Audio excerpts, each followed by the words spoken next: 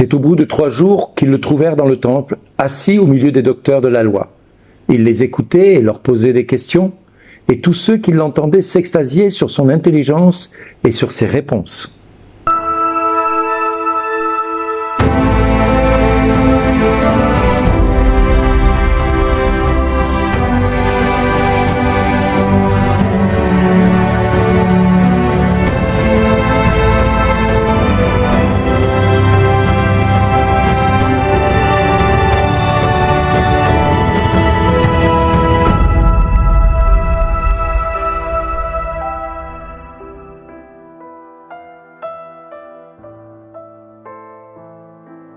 Bonjour les amis, hier nous fêtions le Sacré-Cœur de Jésus et l'Église a souhaité dès le lendemain honorer celle qui nous a donné ce Sacré-Cœur, celle qui nous a porté et qui a porté la mission de son Fils à bras le corps et dans ses entrailles surtout, au risque de sa vie, au risque de ce témoignage qu'elle a dû porter tout au long de sa vie pour amener le Fils de Dieu à la mission qui était la sienne. Aujourd'hui, nous fêtons le cœur immaculé de la bienheureuse Vierge Marie et c'est une fête que j'aime particulièrement puisque, au-delà du fait qu'aujourd'hui nous fêtons le cœur immaculé de Marie, j'ai envie de souhaiter un bon anniversaire à mon épouse et puis surtout, je lui dis merci d'avoir fait le choix de m'épouser ce 28 juin, jour de son anniversaire 1986. Aujourd'hui, je loue le Seigneur qu'il t'ait mis à mes côtés et je remercie qu'à tes côtés, il ait mis Marie pour nous conduire là où nous sommes aujourd'hui et pour continuer à vivre ce que nous devons vivre au quotidien. Soyons sûrs tous les deux que Dieu nous précède. Merci à toi d'être là à mes côtés. Merci d'exister dans ma vie.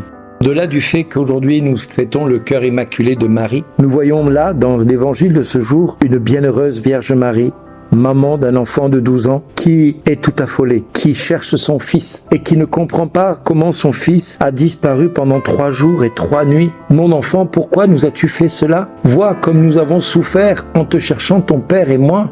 Nous voyons là la souffrance d'une maman qui non seulement a perdu son fils unique, mais en plus, elle a perdu le Fils de Dieu qui lui a été confié par l'ange Gabriel au nom du Père et par l'Esprit Saint qui l'a couverte de son ombre. Elle a perdu le Saint des Saints.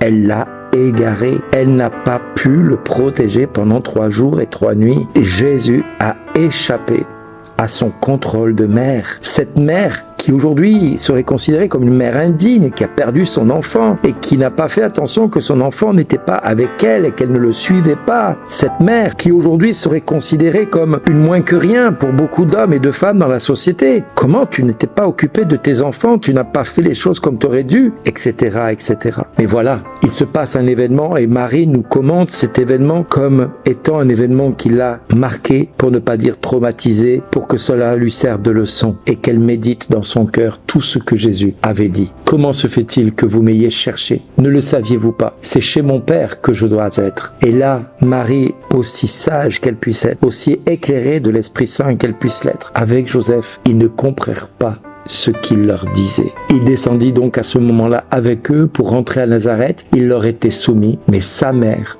Marie, gardait dans son cœur tous ces événements. Elle les a tellement bien gardés qu'elle les a racontés à l'évangéliste Luc, qui nous a fait ce récit de Jésus perdu dans le temple. Pas perdu, mais en mission déjà dans le temple, dans la maison de son Père. Nous voyons là un aspect totalement novateur de la présence de Marie dans l'Église, où elle est comme un cœur sans tache, rempli de Dieu, totalement voué à l'obéissance et à l'écoute de Dieu, un cœur dont le langage de la Bible est connu et signifie ce qu'il y a de plus profond dans la personne du Christ, l'endroit d'où jaillissent toutes les pensées de Dieu, toutes les paroles et toutes les actions de Dieu le Père. Un endroit dans lequel jaillit l'amour de cette femme pour son Fils unique, qu'est Jésus. Le cœur de Marie, qui est rempli de foi, d'obéissance, de tendresse et de disponibilité, mais également de servitude, de force et d'humilité, tout en accomplissant avec simplicité la reconnaissance qui est due à Dieu, qu'il me soit fait selon ta parole. Voilà toute une panoplie inépuisable dans laquelle elle va puiser toutes les vertus de la foi, toutes les vertus de l'obéissance en la volonté de Dieu qui s'est accomplie en elle lorsqu'elle a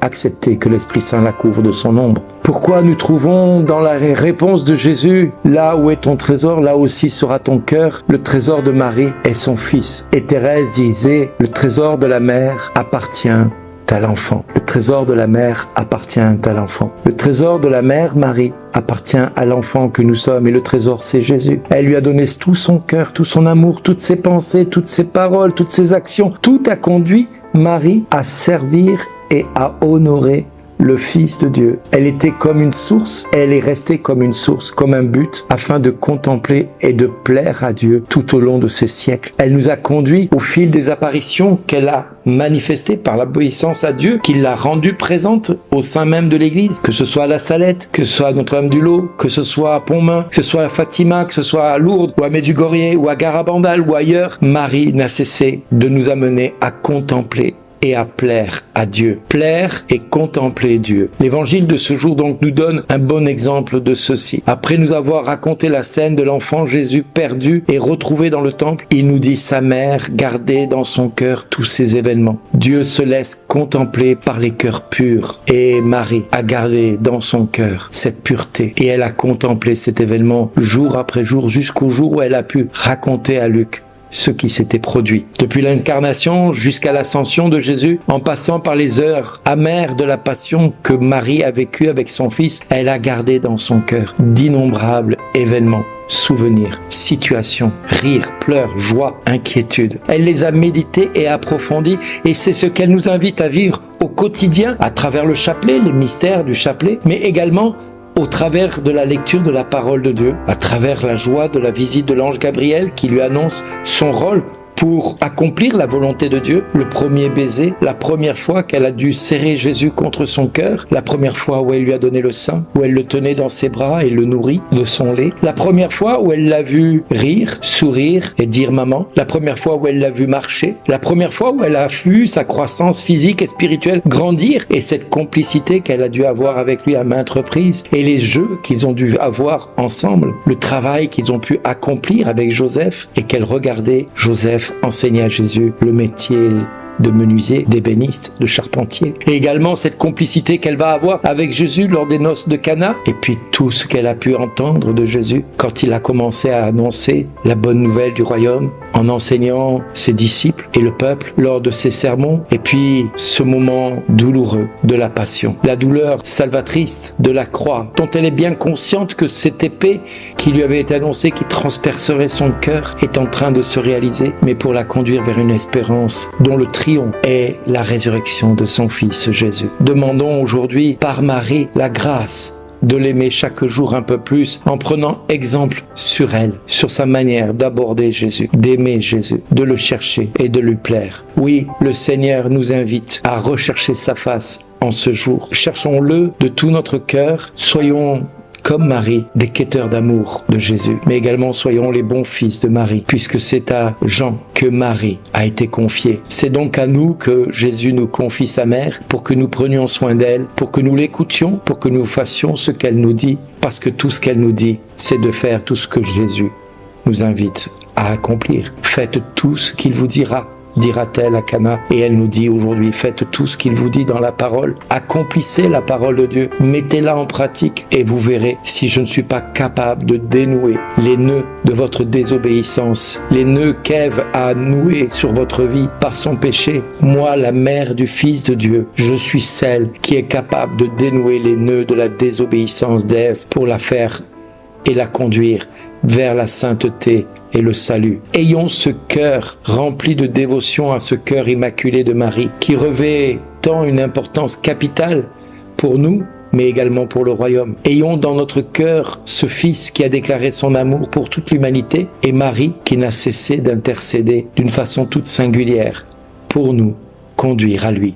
À chaque instant, à notre tour, de méditer dans le silence de notre cœur toutes les paroles de Jésus, pour que Jésus un jour puisse dire à chacun de nous: merci d'exister.